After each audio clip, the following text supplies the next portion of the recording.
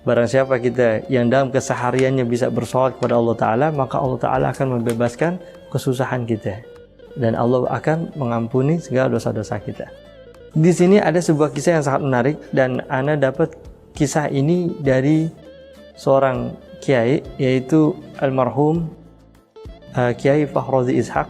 Beliau pernah bercerita di dalam majlisnya bahwasanya ada seorang pemuda. Seorang pemuda ini yang bahasanya dia udah bersuami istri, udah pegel hidup susah, dan dia akhirnya dia ngaji. Dia memutuskan untuk ngaji, istrinya juga ngaji. Nah kemudian si pemuda ini yang lakinya itu pulang ke rumah, dan dia mengatakan pada istrinya, "Wahai istriku, tadi aku ngaji.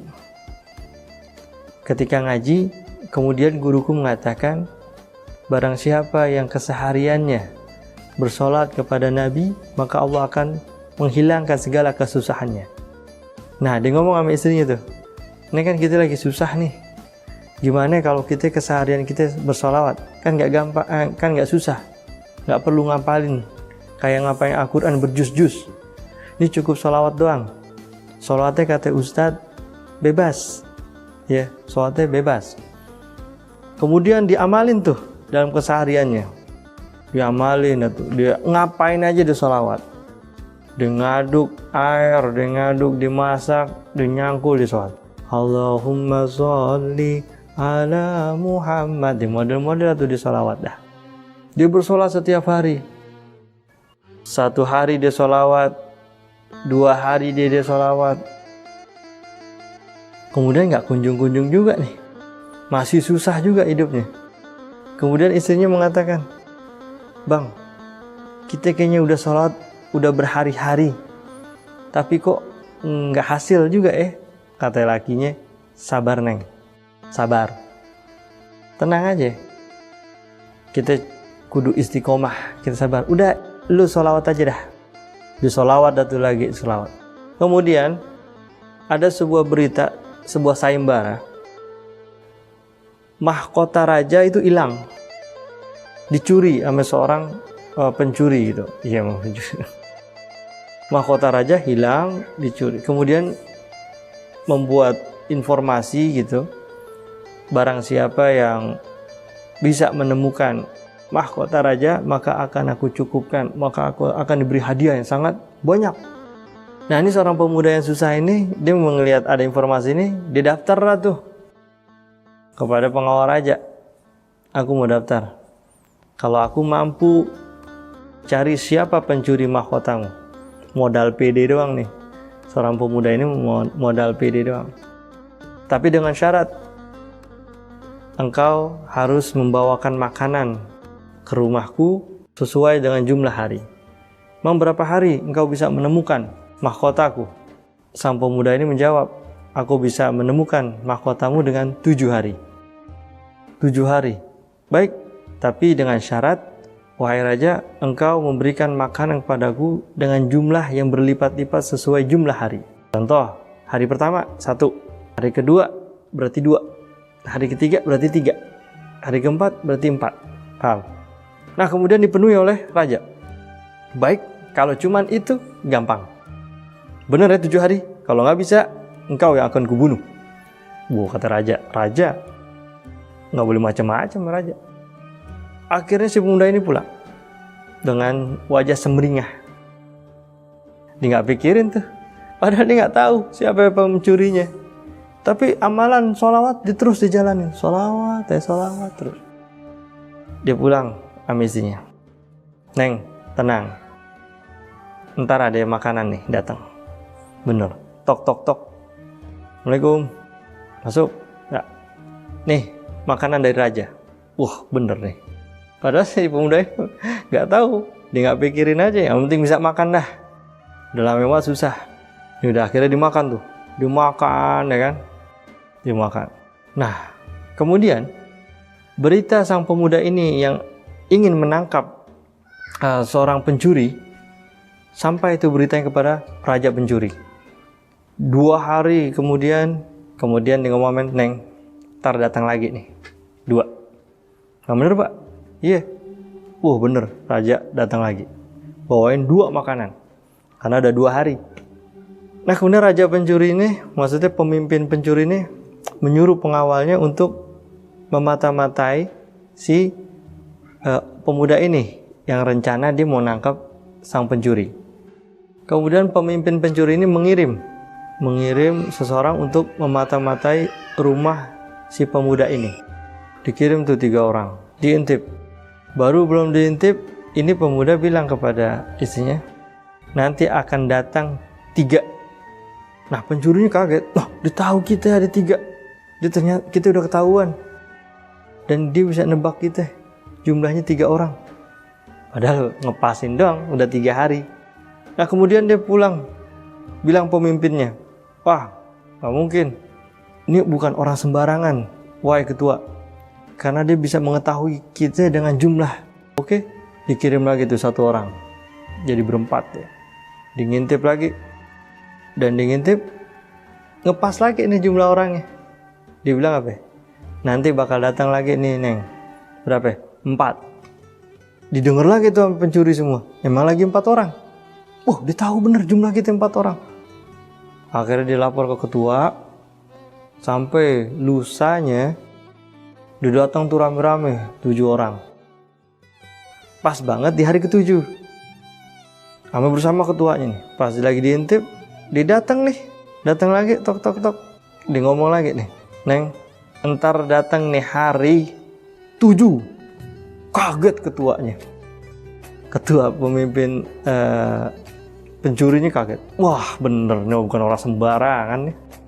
Bener. Yaudah yuk kita masuk.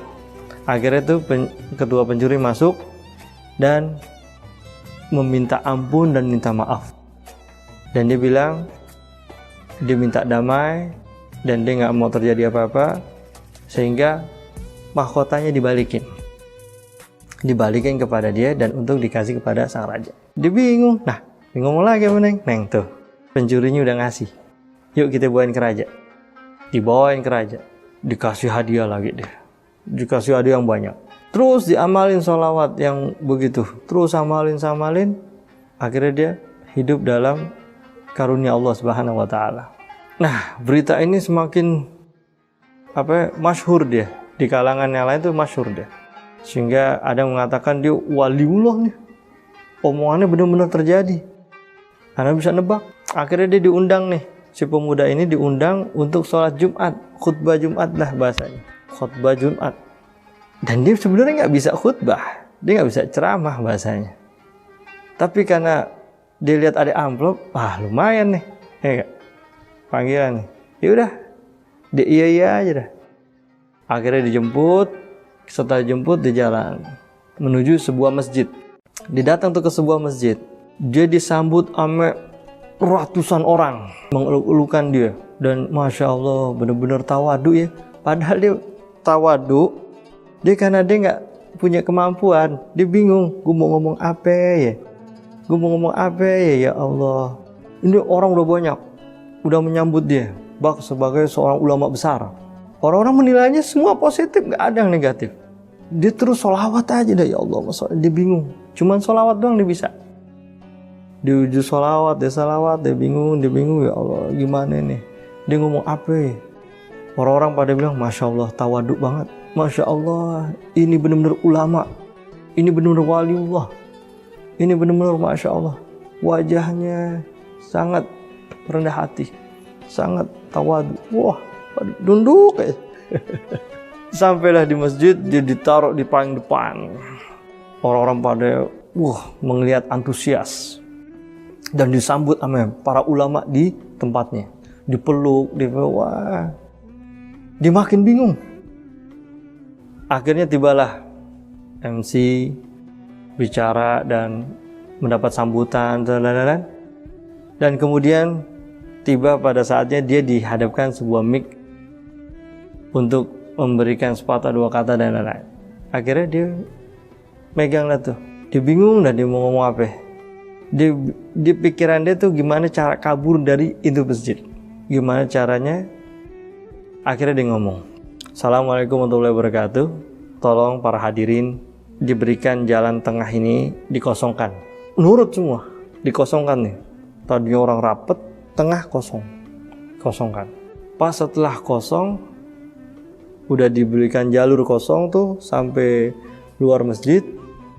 Ini si pemuda ini yang rajin sholawat ini, dia kabur. Nah, alhasil semua jamaah yang ada di dalam masjid itu ikut kabur juga. Kabur keluar juga, ngikutin si pemuda ini. Wah, lari semua.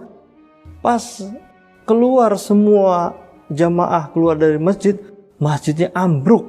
Nah, makin jadi-jadi deh, bener-bener dia waliullah. Bener-bener kata muda, ya makin-makinan dah. Kata muda itu yang kabur, ya tuh masjid ngapain ambruk, ya makin-makinan dah orang. Dia makin dieluk-elukin sama orang. Masya Allah, antum bener waliullah. Itulah cerita dari almarhum Kiai Fakhru Razi Ishaq yang sangat menjadi inspirasi buat ana dan terus bersolat. Dan itu kisahnya sangat ringan dan sangat bermanfaat buat ana pribadi. Dan luar biasa, dan kita mudah-mudahan kita berikan Fatihah kepada almarhum Kiai Fakhru Razi Ishaq. Mudah-mudahan Allah ampunikan dosa-dosanya dan jadikan Raudhah min Riyadil Jannah, ya. Al-Fatihah. Demikian kisah teladan ini, mudah-mudahan sahabat Jundu bisa mengambil pelajaran hikmah dan tetap memang bersolawat itu merupakan keajaiban. Walaupun kita pengen niat nih setiap hari, Masya Allah susah banget kita untuk pengen bersolawat setiap hari. Tapi harus kita ada keseimbangan lagi, baik lagi, harus kita latih terus. Harus kita latih dan terus memperbaiki kehidupan kita, memperbaiki ibadah kita, memperbaiki amalan kita. Insya Allah kita bersolawat enteng mulut kita. Dan memang kata guruan itu, orang yang bisa bersolawat itu orang-orang yang diizinkan oleh Allah Subhanahu wa Ta'ala. Mudah-mudahan kita diizinkan oleh Allah Subhanahu wa Ta'ala terus bisa bersolawat kepada Nabi Muhammad SAW. Ana Darabi, salam Jundu Channel. Assalamualaikum warahmatullahi wabarakatuh.